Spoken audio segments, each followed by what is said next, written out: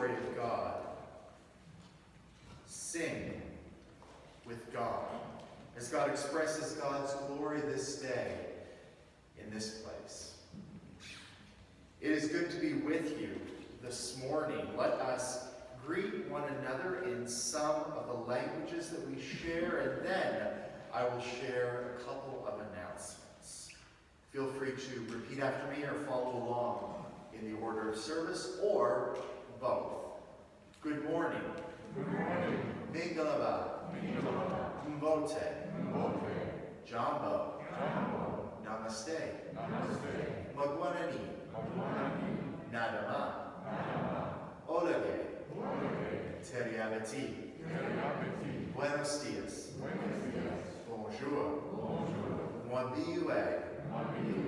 Kajana ai. We've got a couple of announcements that I want to share, and then a couple of announcements that a couple of other people are going to share. Next week begins the season of Lent, and so on Wednesday night, please join me here in the sanctuary for our Ash Wednesday service. That's at 7 p.m. this coming Wednesday. And then starting next Sunday, we will be having our Lenten Bible study class after our worship service at about 11:30. So please plan to join me. And then also on Tuesday afternoons at 3:30 online, we will continue our Caste book study. That's the book Caste by Isabel Wilkerson. So please join us if you are able. Couple of announcements then. Laura?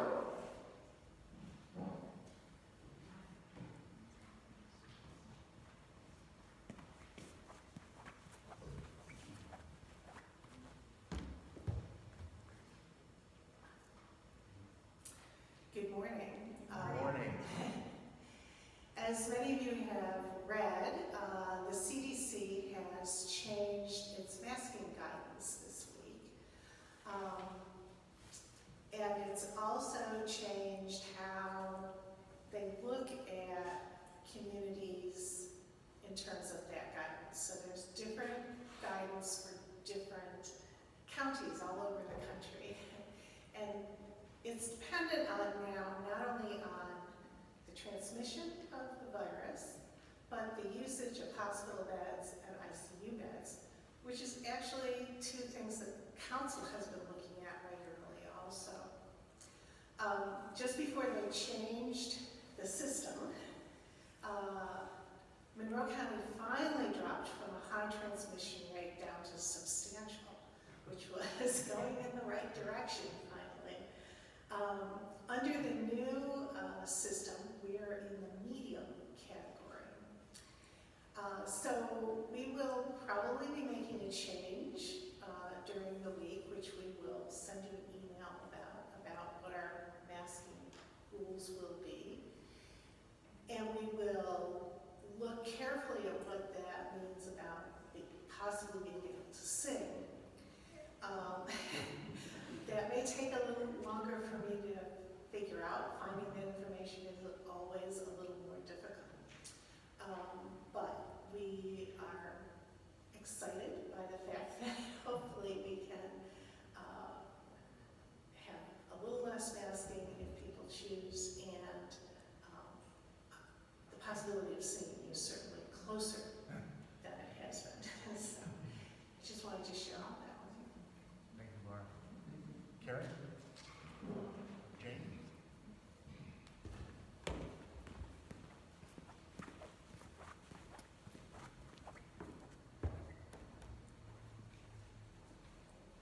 Good morning. Good morning.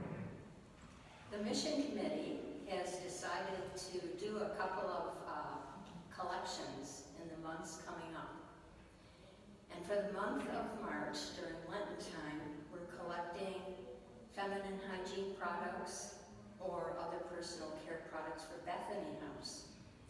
And as a way of talking a little bit about Bethany House, I want to tell you about the person who connects Lake Avenue to Bethany House. Some of you remember Crystal Conrad.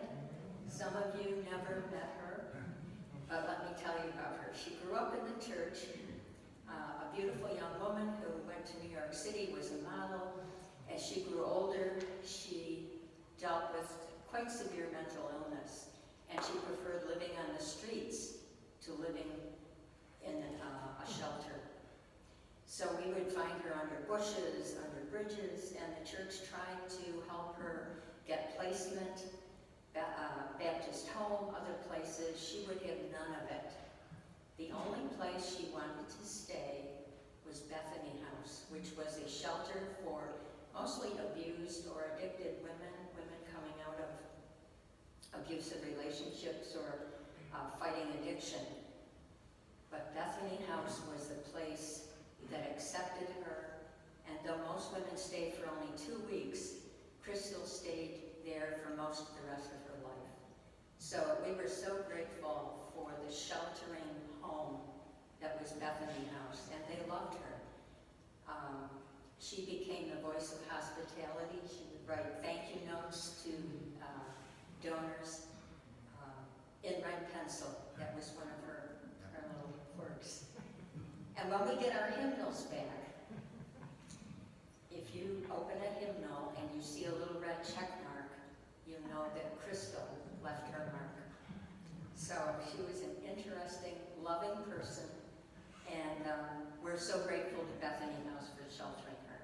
So during March, there is a large shopping bag in the back where you can put your donation, feminine hygiene products, or personal care products. Thank you. Carolyn? She was also at Our Lady of Mercy. That's where she Right. finally died. She was cared for very well there. Yeah, the Mother House for the Sisters of Mercy on Blossom Road was where she ended her life, and the director of Bethany House sent her off to heaven with a beautiful funeral. So, thanks, Carolyn.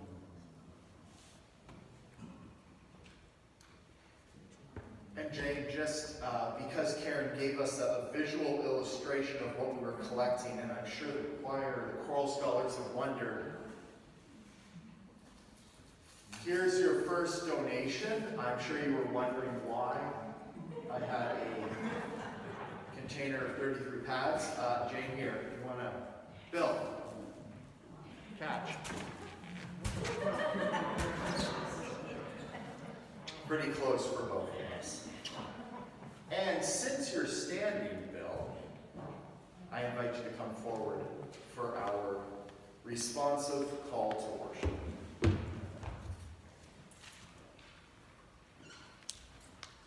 Good morning. If you want to open your program up here for the responsive call to worship, I'll be the one. Mighty ruler, Most High, lover of justice, majesty in God, great king, forgiving God, mountain dweller, enthroned one,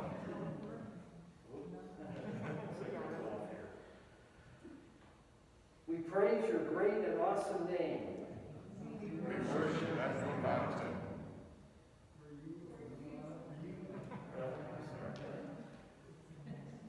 It all worked out. I'm trying to look at two. Let us pray. Bow our heads, please. Holy God, bring us to your mountaintop. We come to talk with you today. We come to listen to what you have to say. We come to sense your glory, the glory that can transform our lives. May Jesus, your Son and your chosen one, and may the Spirit of freedom and glory shine upon us and cause us to shine like the sun. Amen.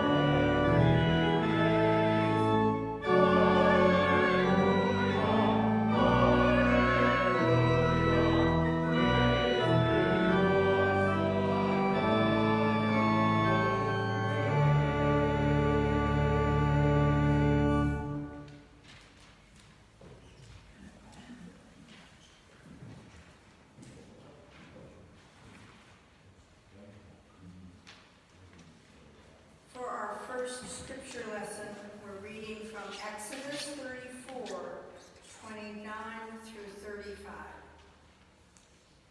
When Moses came down from Mount Sinai with the 2 tablets of the covenant law in his hands, he was not aware that his face was radiant, because he had spoken with the Lord.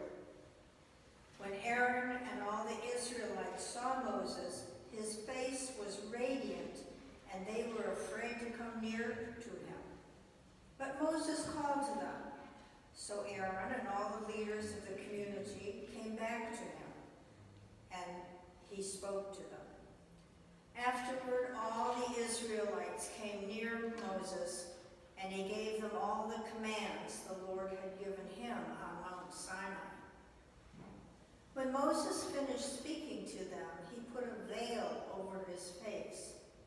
But whenever he entered the Lord's presence to speak with him, he removed the veil until he came out. And when he came out and told the Israelites what he had been commanded, they saw that his face was radiant. Then Moses would put the veil back over his face until he went in to speak with the Lord.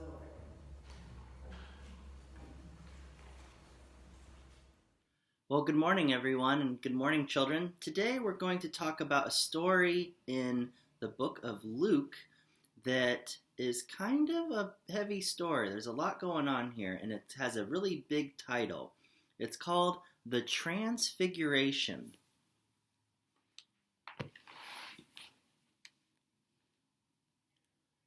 Jesus took his disciples, Peter, James, and John, up to a high mountain to pray.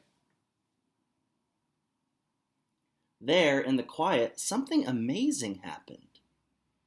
Right before the disciples' eyes, Jesus changed. His face shone like the sun, and his clothes became dazzling white.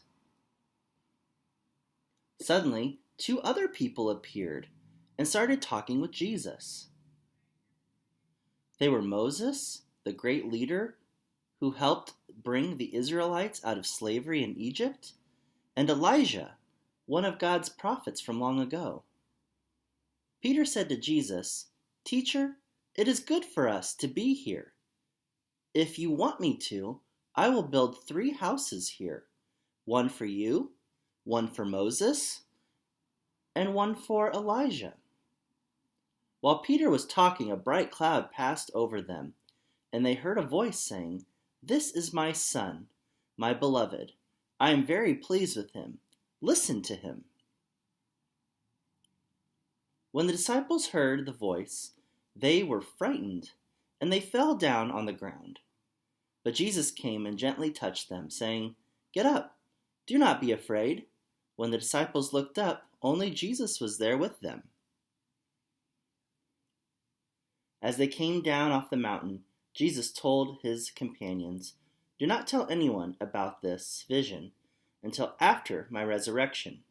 And Peter, James, and John kept silent, as Jesus had asked, until later. So there's lots of different views on this story about what happened and why this was important, but I want to focus on Peter a little bit here. Peter is one of my favorite disciples because I think he always thinks that he knows what's going on, but then Jesus has to teach him a lesson about why he needs to listen better. So I wonder if you've ever experienced something like that, where maybe your teacher will ask a question, and instead of listening to what the teacher is saying, you put your hand up real quick and you try to answer the question without hearing the whole question that the teacher is telling you. I know sometimes that happens to me. I tend to speak, and I need to listen first. I tend to speak first and listen second, but I should really be listening first and then speaking second. So in this story, Peter sees this great thing, and he thinks, he gets all excited, and he starts talking, and he has this idea of what he wants to do, right? He wants to build these 3 structures. But then God comes in and kind of cuts him off and says, hold on, you need to listen to Jesus. So sometimes in life, it's better for us to slow down and take time to listen, and then we can speak, or then we can move on to the next thing. So if you're someone like me, maybe we need to work on slowing down a little bit, right? Taking some deep breaths and listening before things happen so that we can really know what's going on. That might be helpful to some of you. And some of you that listen first and speak second, maybe you can help teach those of us that speak first and listen second. So I hope this is helpful for you this week as you go about your week, as you think about your interactions with people and your time with your family. I know a lot of you had the week off and you're going back to school this week. So think about that as you start up a new week after having this nice long break from school, to think about what it might be like to listen first and to speak second. And again, if that's something that's easy for you, how you might be able to teach that to people who have trouble with that. All right, let's pray. Dear Lord, we thank you for stories like this where we can relate. Some of us can relate. We thank you for the story of Peter and how he thinks he knows what's going on and he has all these great ideas, but then he is told to slow down and listen. Help us to listen to the stories that we have. Help us to listen to one another so that we can be kind and patient people, and we can then listen to people instead of talking over them or talking at them. Help us to slow down and listen to people. Amen.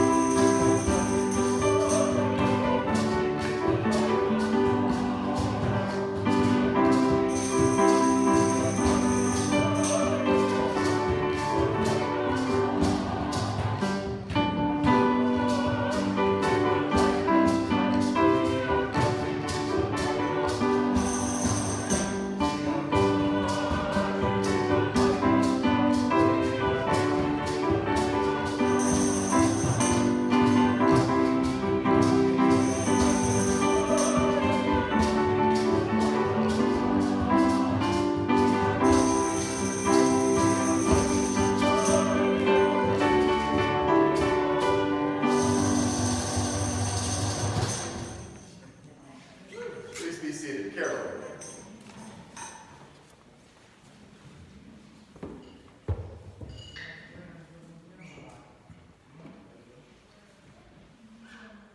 I hope I can project through this.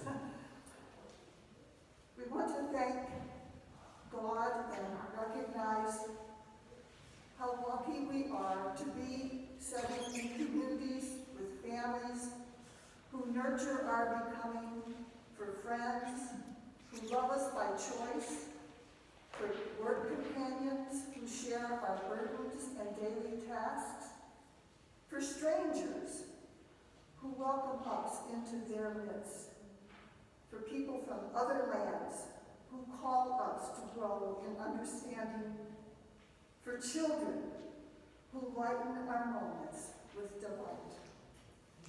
Praise the Lord.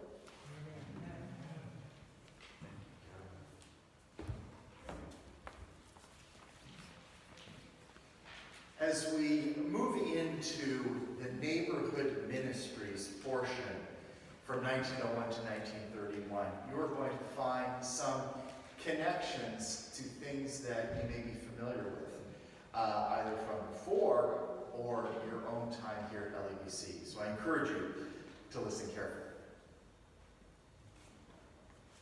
The first specific reference to neighborhood ministry is found in a program booklet published in 1921 for the 50th anniversary celebration. The booklet refers to a church service corps, which entailed dividing the city into 10 districts, each having a corps of church members under the leadership of a captain. The focus was to invite neighbors to become members of the church, introduce them to the larger congregation, and help nurture them in their faith journey.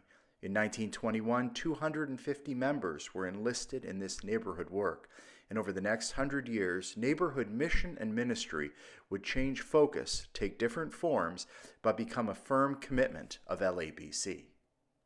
Following World War I, the influx of immigrants increased significantly and presented a mission opportunity for churches across the land.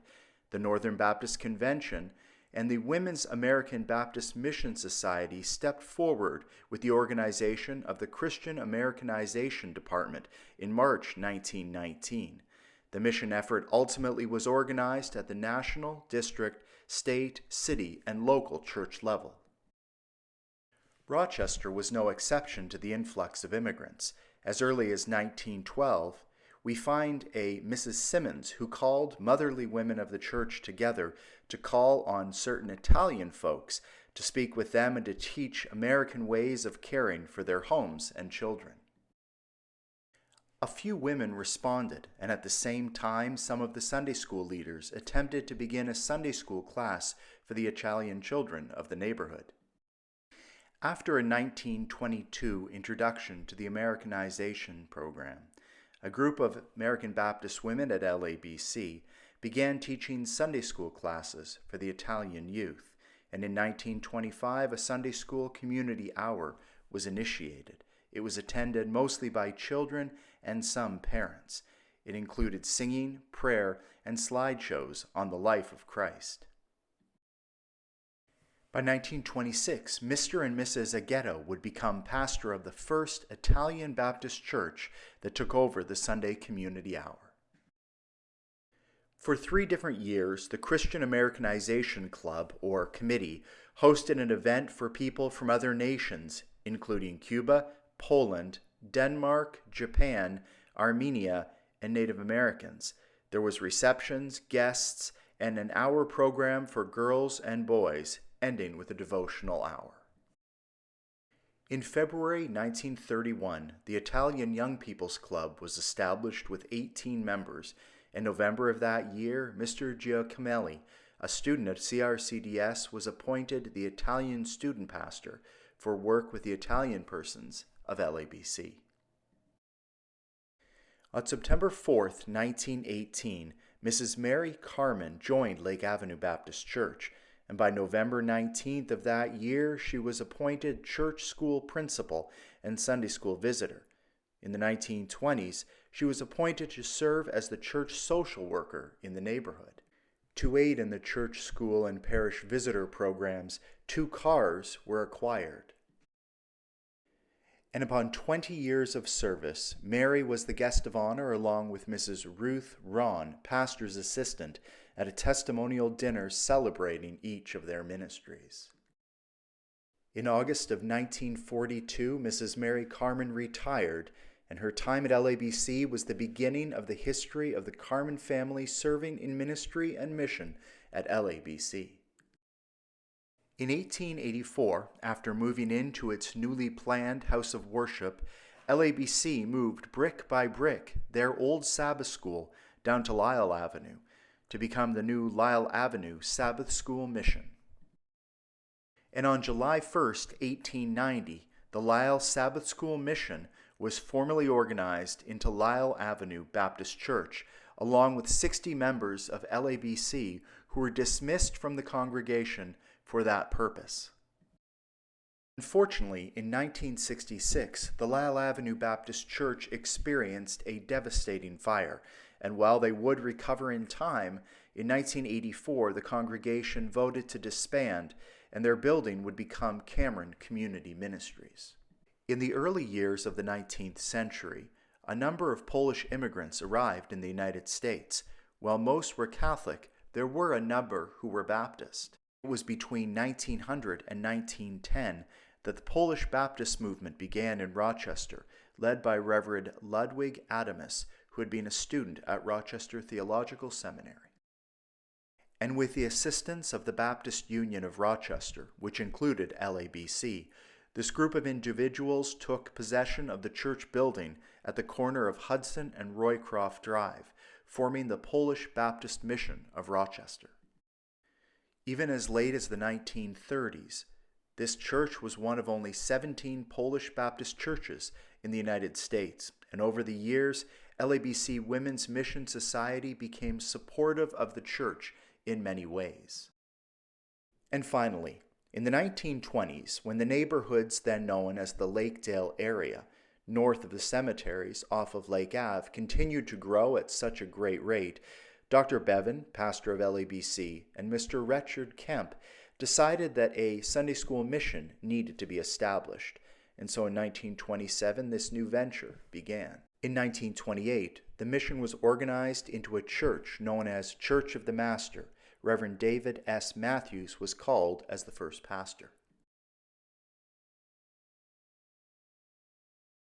The church was formally founded on Thursday, March 29, 1928. The edifice then was dedicated in 1929. And then in 1944, plans were laid for the construction of a sanctuary to be added to the educational building. But due to World War II, the fundraising campaign lagged, and a new effort was made in 1949. Finally, after a couple of setbacks with fundraising and building, on May 15, 1955, the first worship service was held, and on June 5th, the new Alfred Bevan Memorial Sanctuary was dedicated.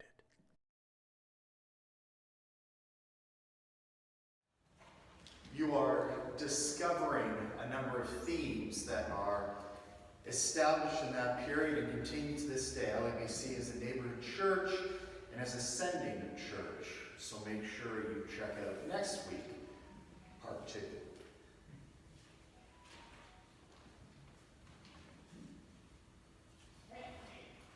Good morning. This is a time of gathering of prayers and prayer concerns.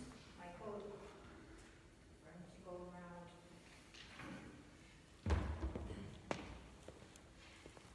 Michael, could you tell us about what Austin is doing now? Austin now has a full-time job in Toronto, working as an urban beekeeper. Yes, which is probably the most perfect job for him. It involves beekeeping, teaching, and people. He's a honey. He is a honey.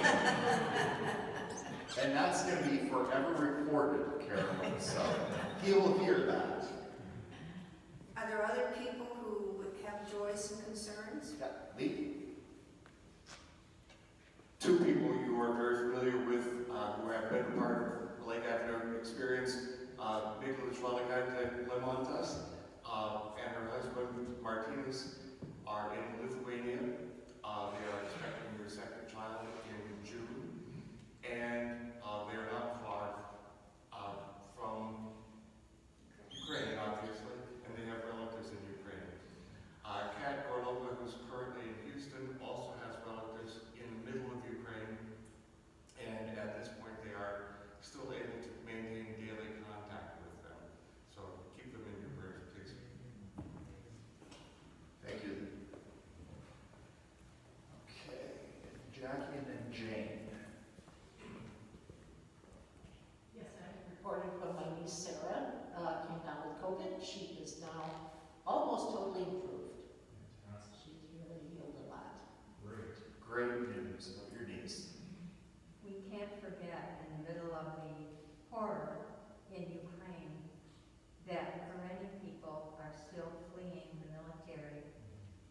Relatives of people in our congregation are having to hide. We can't forget that there have been killings in Chin State and elsewhere. Thank you, Jane. And we'll be reminded of that a little bit more in our message too, so thank you. This man and I have been married for 56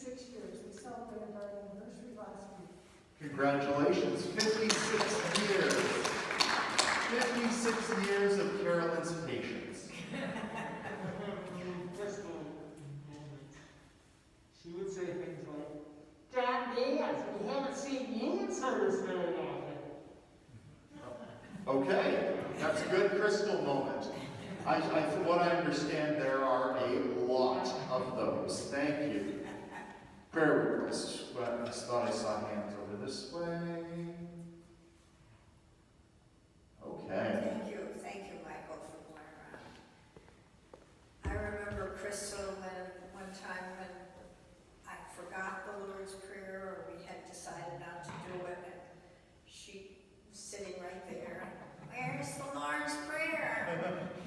And she always was 1 or 2 beats ahead of everybody. So you were rushing through it to catch up. Crystal. Bless her heart.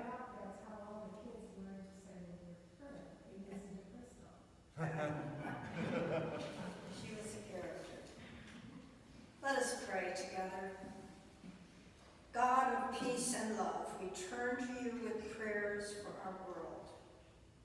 We weep for the nation of Ukraine who are under invasion. We pray for the people that they are spared trauma, violence, and death. We pray for the Ukrainian soldiers doing what they can to hold off Russian advances. We also continue weeping for the people in Myanmar who have been fighting the powerful junta for more than a year. Even here in the United States, the land of freedom, many people of color have little freedom or justice. We weep and we weep. We are all wired as a community of the world so that we see the violence and the terror. Children are sleeping in the subway for protection, and grandparents are running into the jungle for safety. We see these things. Housing and food scarcity are among so many in the world. What kind of a world have we humans created? We continue praying for global leaders to stand firm and to do all they can to protect innocent human lives.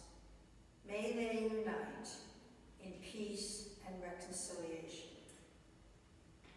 We remember peacemakers in the past who gave their lives for the hope of a peaceful world. Archbishop Tutu, Martin Luther King Jr., Mahatma Gandhi, and Jesus.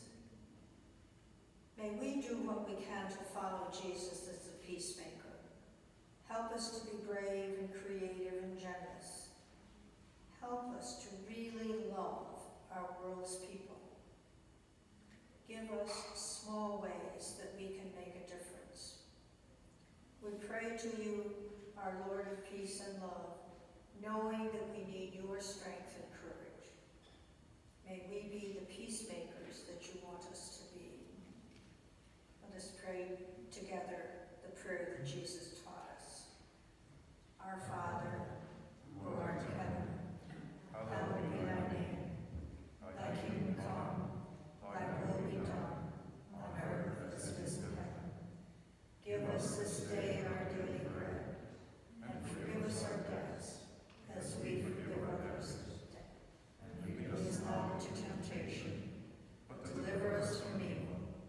For thine is the kingdom, and the power, and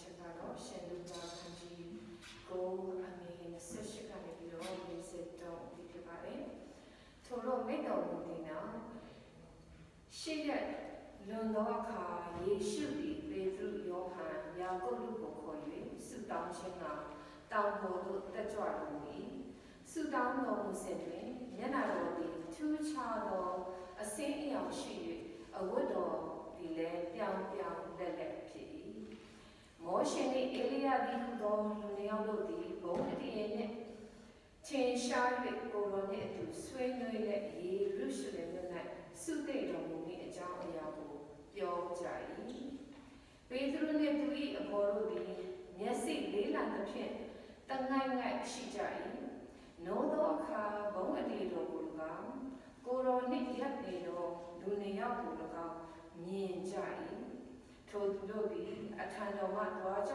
စဉ်ပေတရုကသခင်ဤအရက်၌နေပွေကောင်းပါ၏။ကိုတော်ဖို့တဲတဆောင်မောရှေဖို့တဆောင်အေလိယဖို့တဆောင်တဲသောဆောင်ကိုအကျွန်ုပ်တို့ဆောက်လုပ်ပါရစေဟုရောင်ရမ်း၍လျှောက်လေ၏။ထိုသို့လျှောက်ပြီးမှမိုးတင်သည်သူတို့ကိုလွန်မိုး၍မောရှေနှင့်အေလိယသည်တင်ထဲသို့ဝင်သည်ကိုတပည့်တော်တို့သည်ကြောက်ချင်းရှိကြသည်ဖြစ်၍ဤသူကငါ၏ချက်သားပေ၏သူ၏စကားကိုနားထောင်ကြလောဟုမိန့်တော်မူ၏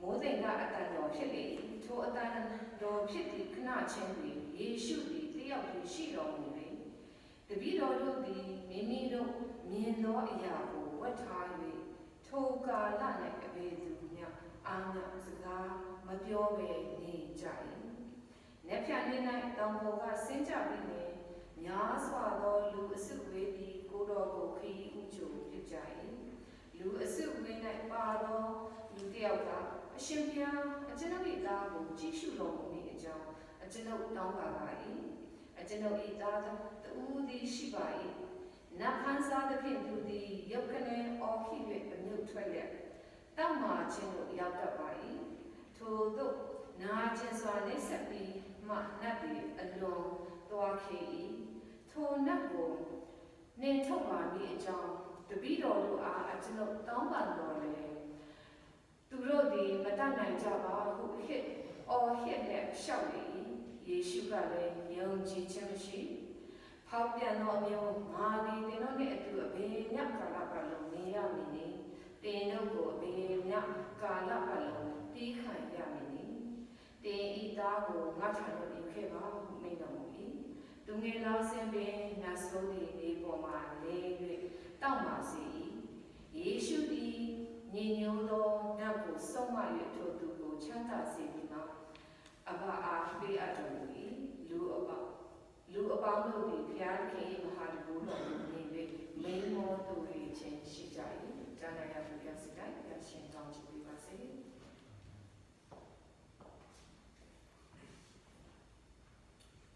This morning's scripture reading is from Luke 9, verse 28 to the first half of 43. About 8 days after Jesus said this, he took Peter, John, and James with him and went up onto a mountain to pray. As he was praying, the appearance of his face changed, and his clothes became as bright as a flash of lightning.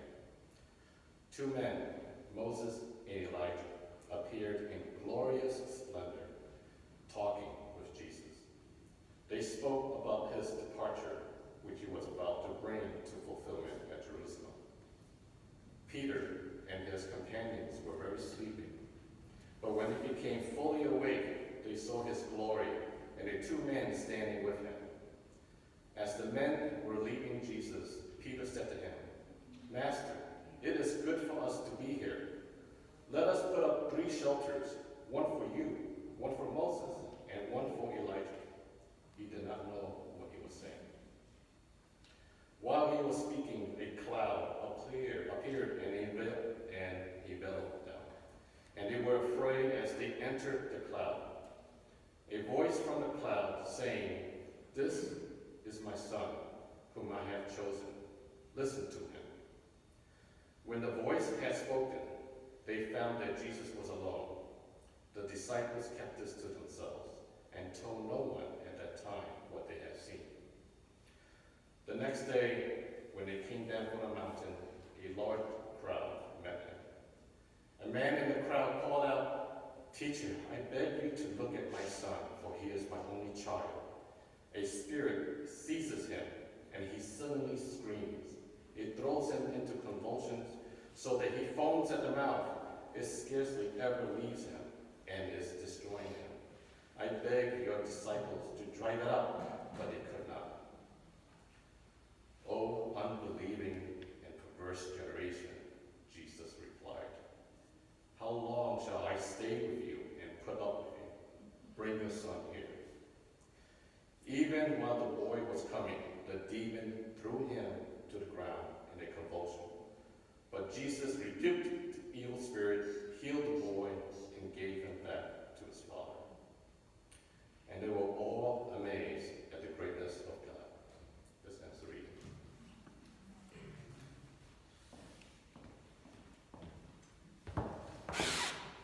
Thank you both. Let us pray. God of love, God of peace, may the words of my mouth and meditations of our hearts be acceptable in your sight, our rock and our redeemer. In your name we pray. Amen.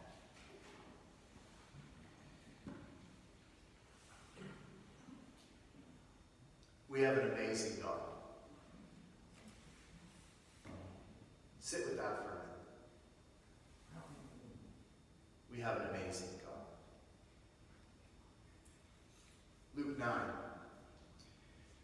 It's an incredible text, and it is so easy to preach it so poorly.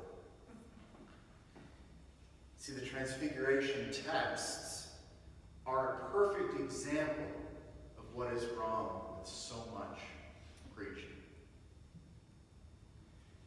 Because we make these texts about us. We make them about our faith, our doubts, our certainty, our failures, our challenges. Us, us, us. And quite simply, they're about how amazing God is. We have an amazing God. Both the Hebrew scriptures and our New Testament scriptures today talk about the presence of God. In Exodus, we hear the story of Moses who ascends to a mountaintop. And there he experiences the presence of God. And it changes him. And he comes down from that mountaintop with the tablets containing the 10 Commandments, the instructions to the people, so that they could live transformed lives. It would give them the direction that they would need to live a new way of living. He speaks as the one who himself has been transformed, and then to help to transform others. There's a portrayal from a book called Moses, Man of the Mountain, by Zora Neale Hurston. And here it says, Moses lifted up the freshly chiseled tablets of stone in his hands, and he gazed down the mountain to where Israel waited. He knew a great exultation. Now men and women could be free. They had something of the essence of the divinity expressed. They had the chart, the compass of behavior. They need not stumble into blind ways and injure themselves. this was bigger than Israel. It comprehended the world. Israel could be a heaven for men and women forever by these sacred stones. With flakes of light still clinging to his face, Moses turned to where Joshua waited for him. Joshua, he said, I have the laws. Israel will now know peace and justice. Because of the amazingness of God, Moses was transformed to then transform others.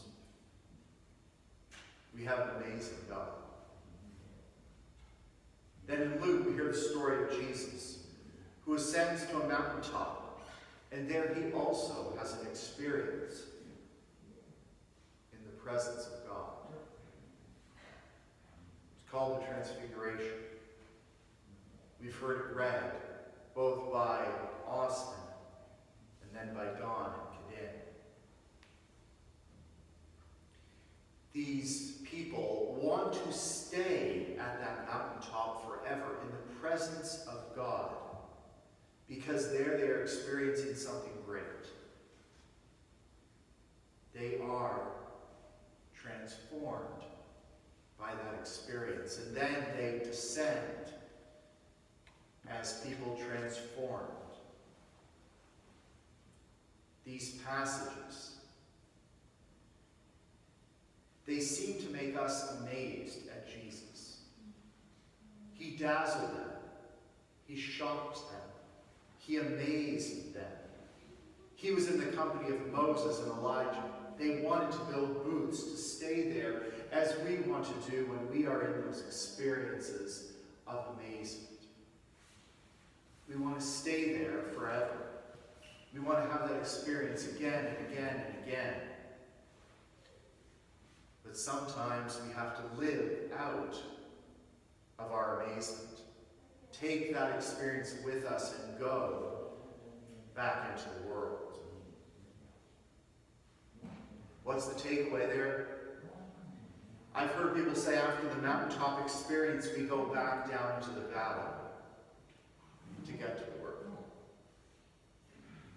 But this text is not just about us. It's about God. We are to be awestruck. Just like the disciples, the takeaway is that they were awed, amazed, stunned, moved, shocked, transformed. You see, people in the presence of God are transformed and live their lives as new people. People forever changed because of their experiences of God. We have an amazing God. We have an amazing God. This week, we have been overwhelmed by news of the invasion of Ukraine by Russia. We know that there is continued violence in places like Kachin State in Myanmar. We know that there is continued unrest in many of the countries in Africa. We hear of the violence in our own streets. We know that there is pain in so many families. We know that individuals struggle with all kinds of maladies: physical, emotional, spiritual, psychological. Violence permeates our lives and so much of our experience. So what do we do with it? How does it relate to the scriptures that were shared today? How do they speak to the realities that we experience each and every day, sometimes more prevalent than others? These texts speak about an experience that people have of amazing God who transformed the people into people different than who they were. Transformations, transitions. We have experiences of an amazing God through worship, through prayer, through conversation, through times of silence, through song, through acts of justice, through speaking of God in our lives.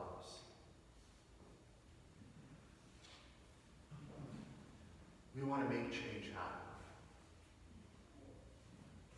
And we should do what we can. We should rally. We should be able to be out calling with our voices, with the voices of others for change. We should send money if we are able, when and if we can. We should stay aware of the realities of what we are going through reputable sources. Watching news, being aware, keeping abreast of all that is going on so that we are able to respond in timely and responsible manners. But when all of it just doesn't seem like enough, rest on the truth that this text tells us it's not always about us. See, the Transfiguration stories remind us when we come up short, we need to be reminded that we walk with one greater than us. We have an amazing God who can do things beyond our abilities and even beyond our expectations. We do our part, and God does God's part. Oscar Romeo says this: when we leave worship, we ought to go out the way Moses descended Mount Sinai, with his face shining, with his heart brave and strong, to face the world's difficulties. May we go out from this place with faces enlightened by the presence and the power of God. And may we know that in the midst of the darkness, and believe me, we are in the midst of so much darkness. We know that in the midst of this darkness, we walk with a God who is an abundant light, who can shine presence into the darkest hours, and the darkest moments, and the darkest parts of our world, both near and far. We have an amazing God. Say that with me a couple of times. We have an amazing God. Say it again. We have an amazing God. Say it like you believe it. We have an amazing God.